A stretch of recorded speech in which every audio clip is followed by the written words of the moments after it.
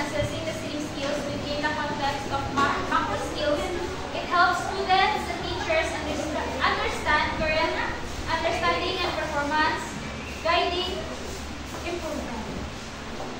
So, types of listening performance. So, i-discuss na ni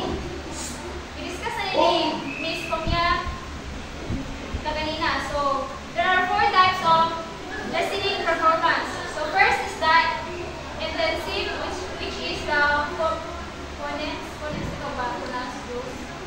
Words, intonation, and discourse markers. Second is the responsive, which is a short text or short response, and question, greeting, command, comprehension, and check. Comprehension check. Next is selective, which is scanning for certain information, names, numbers, and direction. And lastly, the extensive, yes, is main idea and interferences. So there are micro and macro skills in listening. So there are 11 micro skills in listening. So first is discriminate among the distinctive sounds of English. So example ani is kanang makadungog kag difference bitaw sa letter B o letter B. Di ba ma-misinterpret ka na or mali ka na. Next is number 2, creating chunks for language of different lengths in short-term memory. So example is kanang di ba sa wala pa may gusto nga chat kanang bitaw kanang mangayo kag number kaya nakikatawag sa kanang keypad itong cellphone na. Di ba mangayo kag number kay kasgaran kay itik na nila. So dapat ibalik-balik na nila karon dili ka mamali. Sunod na tayo sa bot kung load bitaw sa lola. Oh, sayang ang load kay dong sa Next is recognize English stress patterns, words in stress and under stress possessions, rhythmic structure, intonation, contours, and their role in signaling information. So, example na is kanana. Diba sa kanang nayuban nga question is kanang pagligo kay pangutana ba siya o dili? Nakikita ba na? Oo. Mahandlo pangutana kay basta dito. Sa mo tagitaw ka na kitang walay question mark. Oo. Kunya ka na kung sa pagkunaw. Sunod na lang nakita mo nga kagambit. Ito kay oh, na. Siya. Next is recognize reduce forms of words. So example is kanang sa pagsabot ito sa diba gana nga G-O-N-N-A. Kasi meaning nga naman gana going gana na siya. Reduce. Next is distinguish word boundaries, recognize a core of words and interpret word order patterns and their significance. So example is kanang githay and kanang an ice cream. Di ba kung imo siyang kanang kung pasasun pag-store na an ice cream. Di ba an ice cream? O na nga nga mga words ito. Next is process, speech, and different traits of delivery. So example is following a fast speaker in a podcast. So kanang nabitiyawan kanang maminaw ka kanang mga radio, di ba? Kanang paspas kita mo pag-deliver, di ba hindi mo masabot? Yes. Kaya kapas. Number 7, process speech containing pauses, errors, corrections, and other performance variables. So, example is one. Understanding someone saying, I think, he knows, she went to the store. Next is recognize grammatical word classes like nouns, verbs, etc.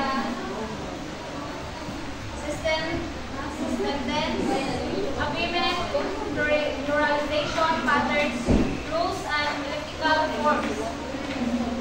So example is kanang, di ba sa kay, di ba, na may past tense o isa lang kay kanang present tense o past tense, di ba, ang present kay R-E-N R-U-N yung past kay R-A-N, di ba, mauna nag pronunciation. Next is the number 9, the text sentence constituent and distinguish between major and minor constituents. So, example is the boy who won the prize is one complete noun phrase. Next is recognize that a particular meaning may be expressed in different grammatical forms. So example na ni she's gone. She's gone. So ang meaning na is, di ba, ang she's gone o she was left, kaya pareha naman ang meaning, di ba? Next is recognize possessive devices in spoken discourage. So kanang ito, di ba, mga word nga however, so therefore, di ba, mayroon na sila mga meaning, pero hindi pareha ang pagkakuan. So next is macro skills. So muna siya mga macro skills. So macro skills is this involve higher level comprehension and interpretation of the spoken message based on context and meaning. So recognize number 12, which is the macro skills. Recognize the communicative functions of utterances according to situations, participations, goals. So next is the infer situations, participants, goals, using real world knowledge.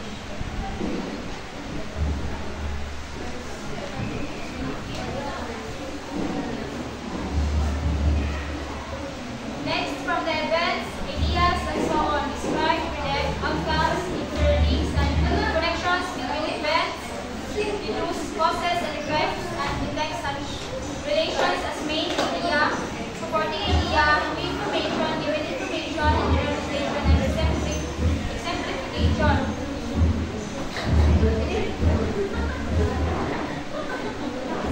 So, pareha na.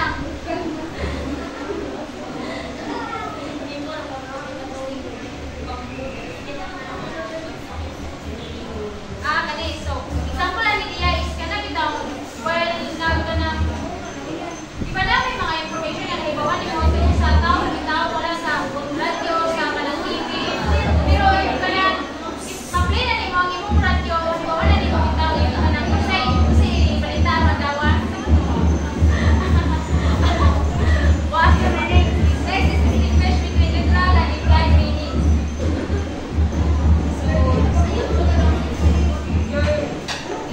Next is use special kinetic siya, guys. Body language and other non-verbal meaning. So, di ba na yung mga uban nga kanang ang ilang pag kanang bitang ibong na nila di ba mo talaga isa na siya. Next is lastly, develop and use a battery of listening strategies such as detecting vague words, guessing the meaning of words from context, and reading for help and signaling comprehension of lack thereof.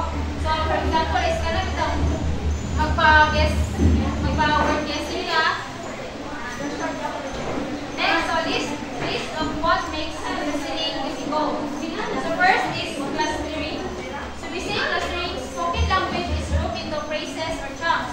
Not isolated words, making it harder to catch meaning if you're not used to it.